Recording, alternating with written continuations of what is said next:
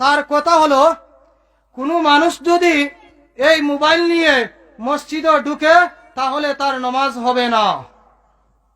এই নাফাক ওগুলো ইয়া মসজিদে হামাইলাই নাফাক লইয়া নামাজ কিলা না।